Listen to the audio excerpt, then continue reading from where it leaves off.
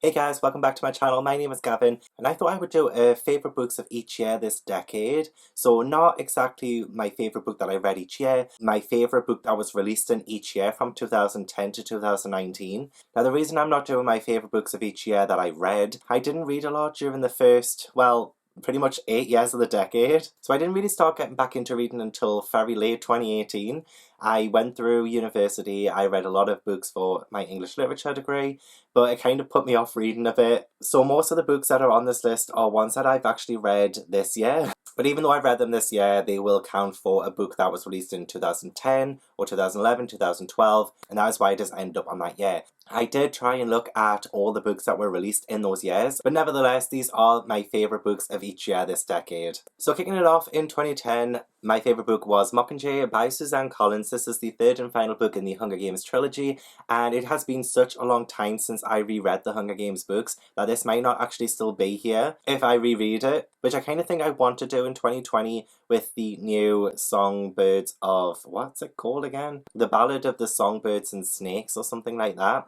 You know, it would be great to reread the entire Hunger Games trilogy before that comes out. At the minute, Mockingjay is my favourite book of 2010. It isn't my favourite of the series. In fact, it's my least favourite of the Hunger Games trilogy, but for the year of 2010, this was the one that I think was my favourite. There were a lot of moments in this that make me rue the day I read this book, and I feel like the more I read, the more I realise that conclusions to a series are going to be disappointing no matter what. 2019 has been the year where endings have just disappointed me. I'm not bitter about it, I'm not bitter about it at all, and I'm talking about more than one thing, so not just Game of Thrones. But I think even the movie adaptation of this is probably my least favourite.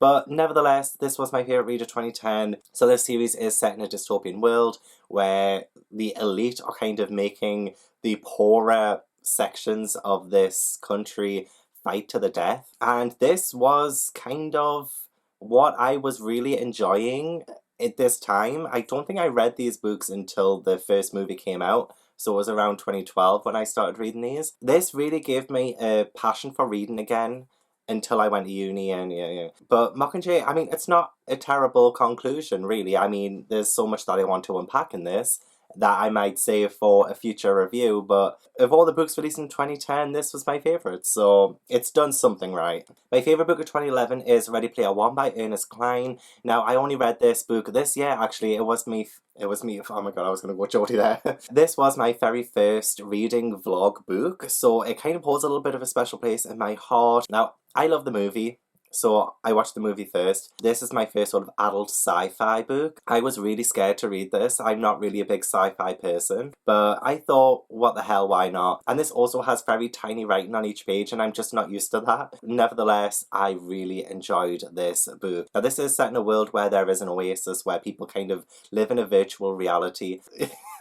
You're asking me to summarise books that I haven't read in quite some months. I mean, Mockingjay, if that didn't have a movie adaptation, I'd never be able to tell you what it was about.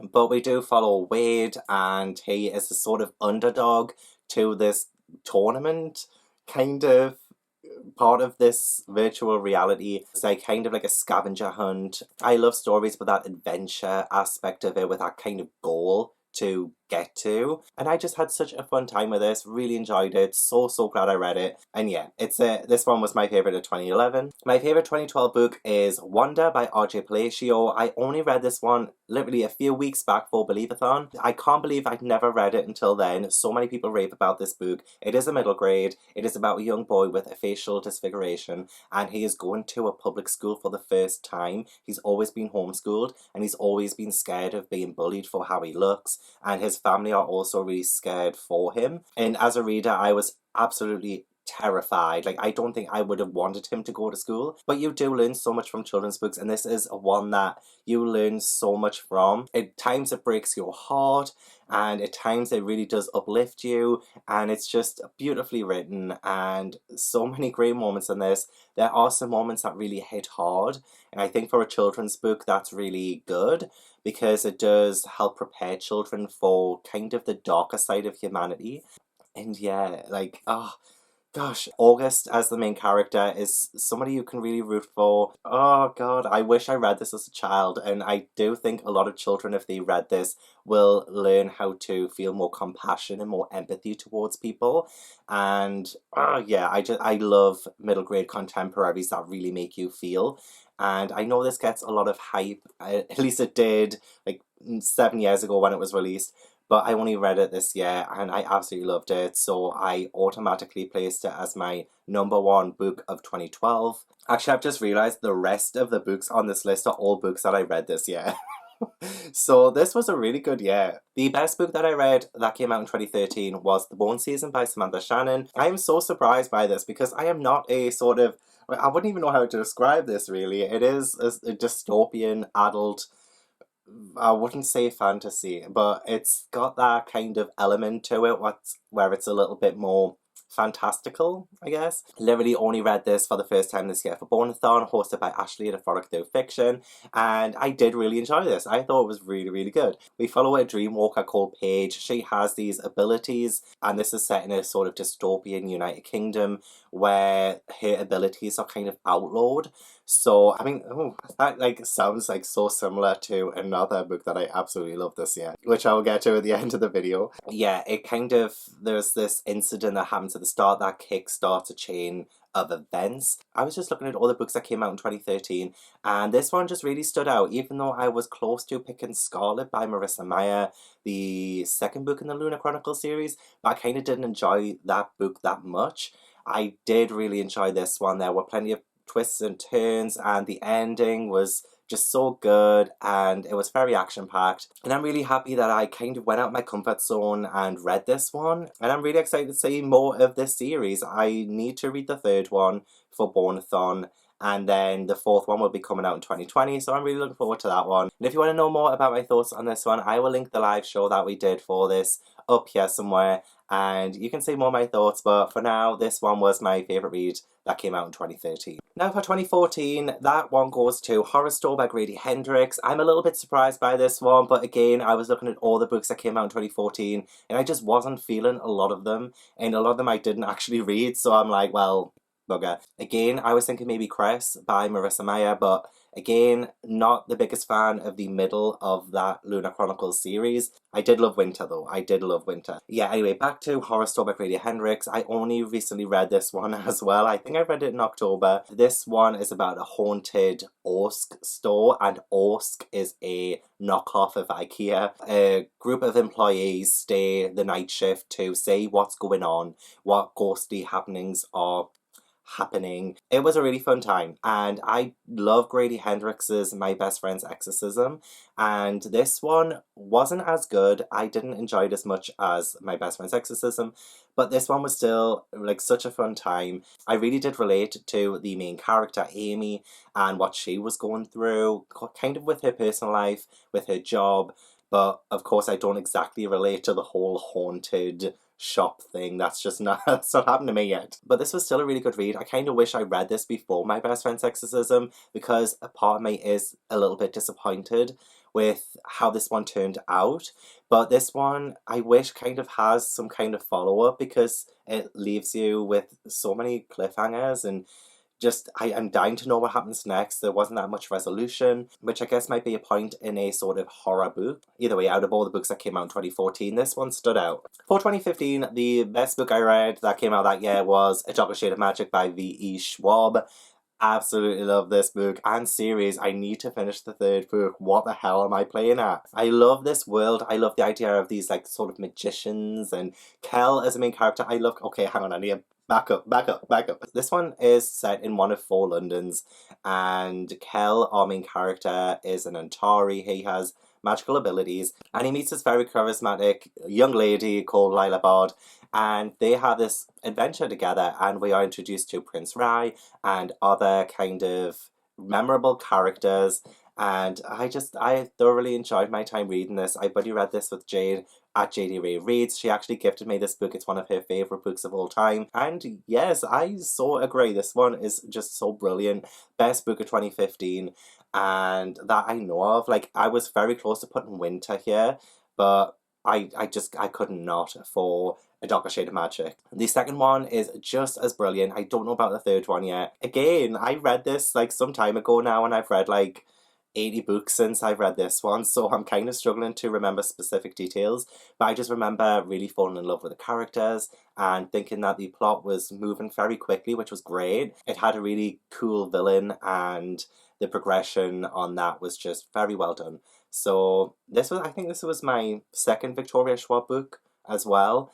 But my first one in such a long time, I can't remember the first one, but this one left me with such a good impression of that author. So yeah, Darker Shade of Magic 2015, winner. Now 2016, my favourite one was Scythe by Neil Schusterman. I thank Becca at Becca in the Books so much for getting me to read this one. Well, she didn't recommend it personally, she recommended it on her channel. So I decided to pick this one up for my owls way back in April, and oh my god, I freaking love this one so much. It is the first in the Arc of a Scythe series. It is set in a world where we've conquered death, and we have these professional scythes who glean people, and in Scythe we have two junior apprentices who need to become scythes, but there are some problems, and it's so dramatic, and oh, I just love it so much. Literally, oh, chef's kiss. Okay, it might be a little bit controversial, but a lot of people didn't really like the sort of main romance, but I kind of just did not mind at all. I was so enamored by the entire plot of this book that I didn't really care, like, what happened other than the main plot. I do genuinely love this book so much. And we have one insane villain who, oh my gosh, really gets my blood boiling, and I love books like that. I love books that have really complex characters that really make me feel, and this one really made me feel. So I just thank Neil Schusterman for writing this book. But yeah, definitely the best book of 2016. Now I feel like everybody and their grandmother has read this book, but the best book of 2017 is The Seven Husbands of Evelyn Hugo by Taylor Jenkins Reid. I absolutely love this book. Again, one that I read not too long ago. It's been a few months, but this one's really stuck with me, and I couldn't get over just how much I fell in love with Evelyn Hugo. So we do get told in flashbacks the story of Evelyn Hugo's life. She was this really big Hollywood star. We see through decades of her life, her progression and what she's been through, and the relationships that she has, and obviously the seven husbands that she has. But it is told in the present day. Evelyn Hugo has a sit down with this journalist and tells her her story, and it's just brilliant. I absolutely love this book. I love the way it's written. It's so engrossing. Just, it held my attention the entire way through, and not a lot of books like this do. Usually I have to have some kind of fantasy element in it for me to really love it, or at least to have my attention from chapter 1 to the very end. This one, I could reread it like right now and still just feel that excitement I had the first time round. It's brilliant. It's just absolutely brilliant. I can't believe it's taken me so long to read it, considering how much of a wave this made on BookTube. Everybody's probably sick of people talking about it, but I need to read more Taylor Jenkins Reid books. I haven't yet. Like, what am I playing at? Like, she is a great writer. I need to get on to reading some more of her work. But 2017 was the year of Evelyn Hugo. My favourite book of 2018 was Thunderhead by Neil Schusterman. Now, again, I'm mentioning another book in the Arc of a Scythe series. I absolutely love this book. I think it's just slightly better than the first one, and definitely my favourite 2018 release book. It follows the same premise as Scythe, you know, we conquered death, there are scythes, gleaning people, yada yada. This one just develops the characters a bit more. The stakes are a lot higher in this one, and there is an ending that really floored me. And in fact, the entire sort of last quarter maybe of this book just floored me completely. And it had this huge storyline going, and there was just so much potential in this one, and I think it really lived up to it by the end of the book. I mean, unfortunately, I have read The Toll, and that did not make my 2019 favourite, because I didn't like it as much as Scythe and Thunderhead. You'll probably hear more on my thoughts on that in my December wrap-up. Thunderhead, I think, was such a worthy sequel, and I just remember so much from this one because it was such a memorable read. It does break my heart that this was the last great book in Arc of a Scythe, but at the same time, I'm giving it the credit it deserves. Like, I just absolutely love this book. Yeah, I'm like 99% sure this is my favourite 2018 book. So, There we go. So finally, it's a book that genuinely needs no introduction. My favourite book of 2019 was Frostheart by Jamie Littler. I'm kind of glad because I haven't had a middle grade book be my favourite since 2012. So that's like a very long 7-year gap there. And for me, this one genuinely deserves to be my favourite of 2019, considering how much I've talked about it on this channel. I made it my group book for Believeathon, and a lot more people read it and they really enjoyed it, so I'm really glad about that.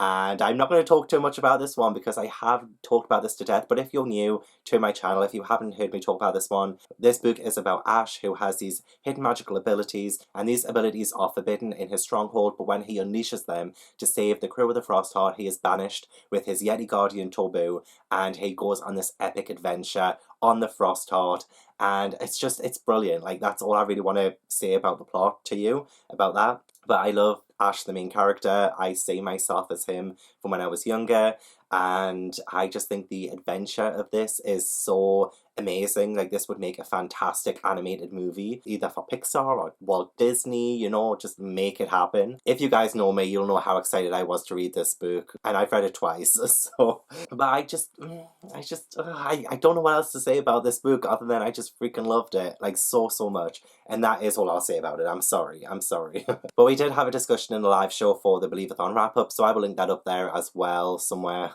So those were the 10 best books that I read from 2010 to 2019 of each year, and I think this list might be updated in a few years once I've caught up with a lot of the reading that I've slacked on these past few years. So please let me know your thoughts on my choices, even if they're critical.